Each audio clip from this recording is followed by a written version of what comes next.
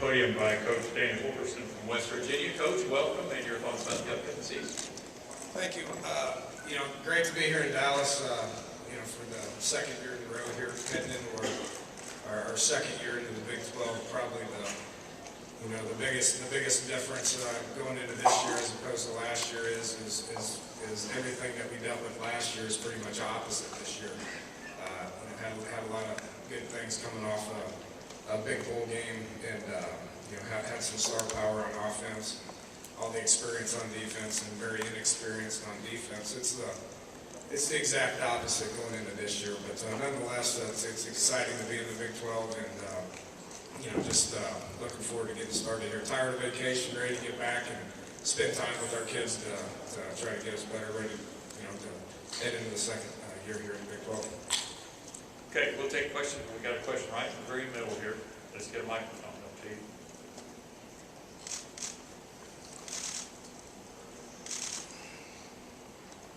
Dana, Tim Griffin with the San Antonio Express News. I wonder if you could talk about the arrival of Charles Sims, what potentially he could mean to your offense, and just kind of how he materialized on your doorstep to be able to come in and play the new program.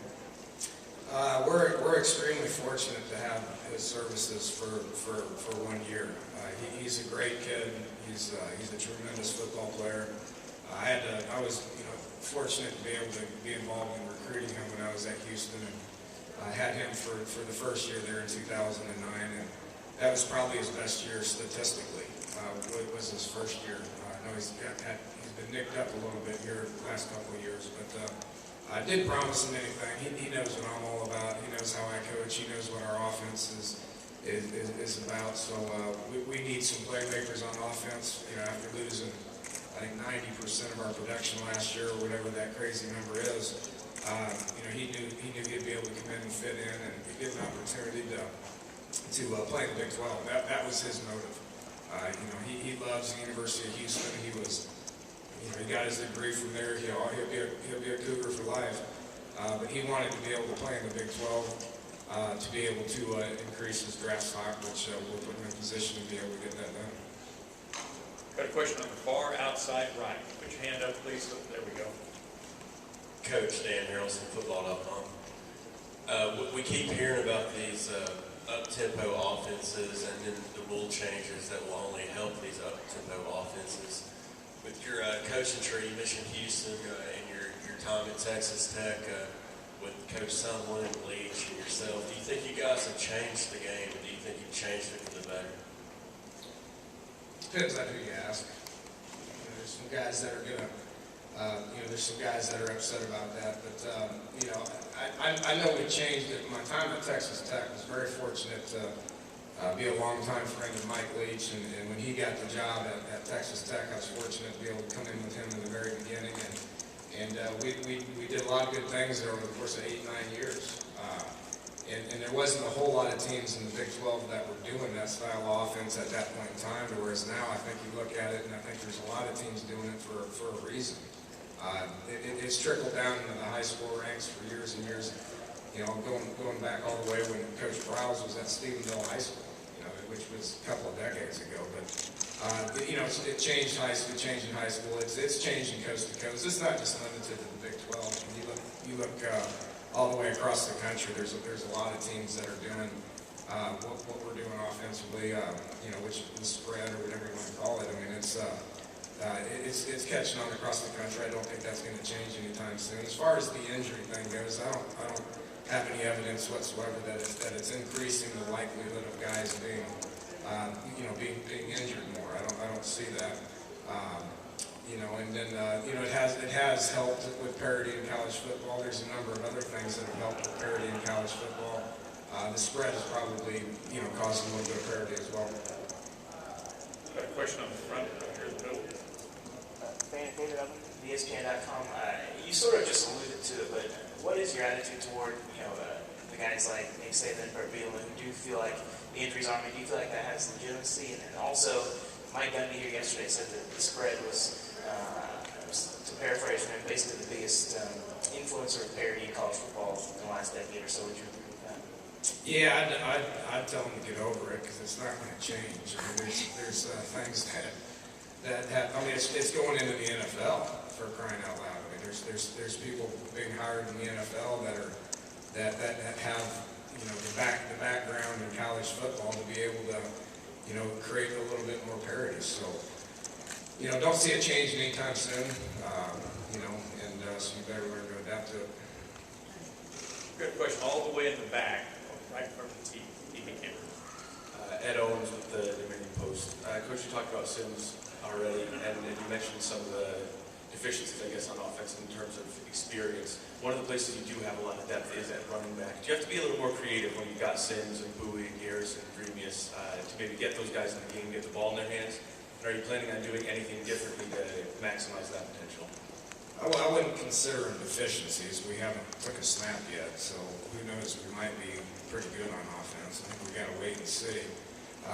Do feel good about where we're at running back wise. When you look at Dreamius Smith, one of the more sought after running backs in the JUCO ranks last year, was with us in spring practice. We've talked about Charles. Dustin Garrison was a full-time starter as a true freshman, and Andrew Bowie was the guy that had 200 yards against Texas last year. So got capable guys that as deep there as we've ever been. That's for certain. It's probably a little bit more, you know, important up front. If you want to establish the run game, you better have an O-line that's able to get that done. And I think we got some quality guys up front. Quentin Spain's here with us today. He's a great kid. He's a 2-year starter. He's massive. And if we can get a couple other guys to do what he is able to do, then I think our run game will be just fine. Got a question here on the left in the middle. Hi, Dana. Suzanne Holgorsen with the Austin American Statesman. I was asking several other head coaches about this, to think back to their very first job as assistant football coach. How much fun you had, how much fun it wasn't, what were your first paycheck, and what were your primary duties? I would imagine everybody's answer to that question is going to be the same, which is my first job at Valdosta State, I had as much fun there for 2-3 years as I have as any other job that I've had. There's not a whole lot of pressure. You do it, you're just excited to be able to be in the game. It's one of the greatest professions that's out there. So you're excited to be in the game, you're learning, you're not making any money, so it's not about that, but you really don't care when you're 22 years old. You get a place to lay your head down and you get a couple of free meals, you're happy. So, it is one of the better jobs that I've had, and I imagine everybody else would say the same thing.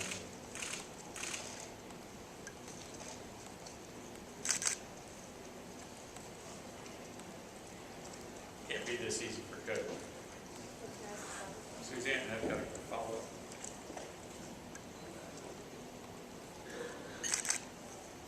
Dana, piggybacking on that, it seems head football coaches' salaries have been escalating through the roof, and now it seems to be there's bidding more for quality coordinators and top assistants. Do you see a ceiling on that coming anytime soon? No, I really don't. We had to replace 2 or 3 guys this year that moved on for more money or whatever it was. So it's changing.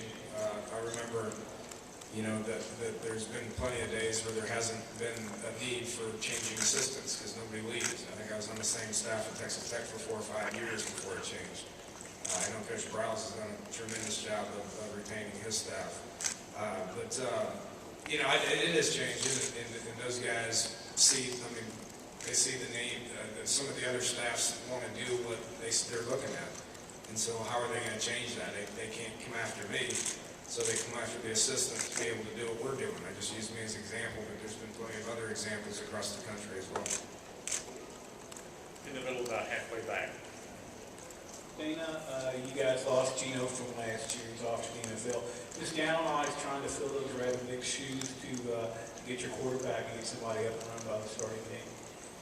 Yeah, you're going to lose good players in college football. It just happens every single year. And Gino's going to be a great pro, and we don't try to compare him to anybody on our staff or any of that. But we're in the same situation as I think 7 or 8 other Big 12 schools right now. The quarterback play in the Big 12 last year was phenomenal, and it's always going to be phenomenal. It's just going to be with newer people, So Who our guys are going to be, I don't know. You know, we got Clint Trickett coming in, who has probably as much experience in the college game as anybody in the Big 12, just because he's been a starter in some big games. He's been around it his whole life. He's a very smart kid, graduated at Florida State in 3 years, backed up 2 first-round draft picks at Florida State in 3 years. So he's been around it his whole life and is a good player. And didn't tell him that he was going to start either. He's got to come in and beat an experienced Paul Millard out, who is taking more reps than anybody on our campus. He's taken 50% of the reps for a long, long time in practice. So he knows the offense better than anybody. And then you got Ford Childress, who's going to continue to get better and better. He may have more potential than any of the other 2 guys. He's just young with 4 years remaining. So I like where we're at with it, you know, and look forward to getting there and being able to coach him. I'm not going to put a timetable on it. When one of those guys steps up, we're going to name the starter and move forward with reps. Question on the front. Dana, with regard to getting your best 5 skill guys on the field, how much different could that be this year with a guy like Cody, who's not, you know, like a tall outside receiver, an inside guy, or the wealth of depth you have a running back? And could you see running backs playing slot because they are talented, but they can only get so many carries? Yeah, you know, there's a couple of them that I think will be able to move around like that. And then I think there's a couple of slot receivers that we have that can move around into the backfield as much well. So that's a game plan issue. That's, you know, with a guy like Cody Clay, he may be our best football player on our team. He can be in the backfield.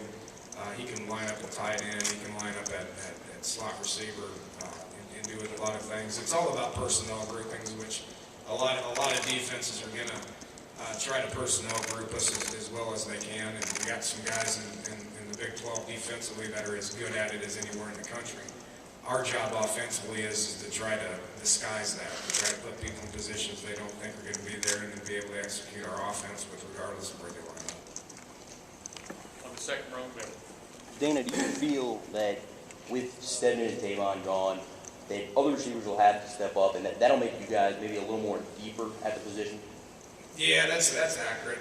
I haven't lost any sleep over Tavon and Stedman moving on to the NFL. 2 great players, but that holds people back. It's not the first time that we've lost receivers in the NFL and then been able to line up the next year and execute our offense. So it gets me a little bit excited to be able to get out there and face the challenge of being able to take 10, 12 guys and coach them, you know, and try to develop them. I mean, when I got to West Virginia 2.5 years ago, there's a couple of guys that hadn't made a tremendous amount of plays. And we coached them and we developed them and they turned into phenomenal football players and will play in the league for a long time. Question on the right, on the left side, sorry. Yeah, David Kurt Bowles from the Austin American Statesman. It was actually about the rigors of travel on your teams and how punitive was the travel to Austin and then Lubbock the following week. And as the Big 12 helped you there, I know you go to K-State and TCU back to back, but you feel like it's a pronounced disadvantage? You know, Kirk, I've never bought into that. It doesn't bother me one bit. I will never use travel as an excuse, you know, for a win or for a loss. Now, Coach Huggins and Coach Carey and Coach Mazey are basketball coaches and baseball coaches. They should be complaining about it. When you play 2-3 games in a week, it's different. When you play 1 game a week on 12 Saturdays, you know, in 14 weeks, it's not that big of a deal. We got 5 road games, and the routine of those road games will remain the same regardless if we were going to get on a plane and fly to Syracuse, New York, or fly to Lubbock, Texas, or South Florida, or Austin, Texas. It doesn't matter. It's all about routine to us. We're going to get back after the game on Saturday, and we're going to line up and have the same routine the next week.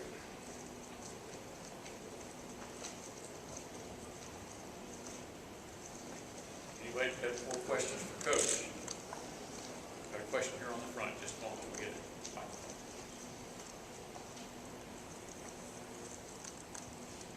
Coach, what does Keith Patterson bring to the table, play calling wise, that's different from Joe DeForest? Experience. He's been a defensive coordinator for a long time. He's extremely familiar with what we want to do defensively. He's been doing that for quite some time. Really happy with the transition. I think he's taken it and ran with it. one advantage that he has is he's able to bring in a couple of his own guys that he was comfortable with that have experience in that defense. So really like our defensive staff right now. The communication has been the biggest, probably improvement. Keith's done that before. He's been a DC before. He's got a bunch of experience calling plays in this specific defense that we want to run, and I think the results will show.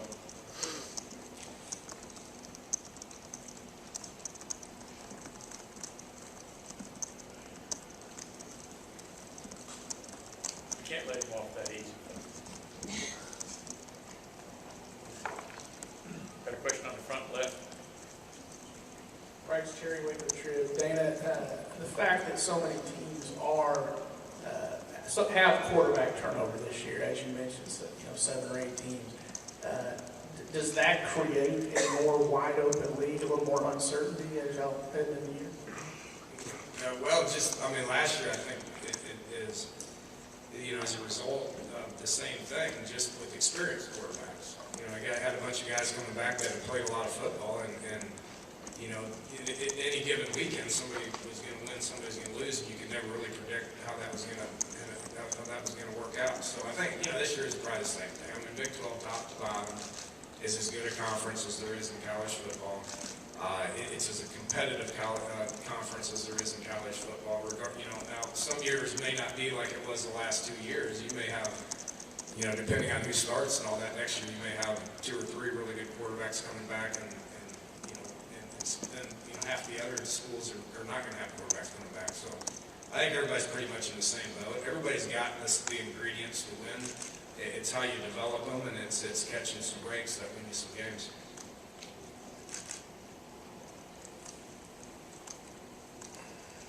Last opportunity. Okay, Coach, thank you very much. We appreciate it. Have a good season. Yeah, thank you very much.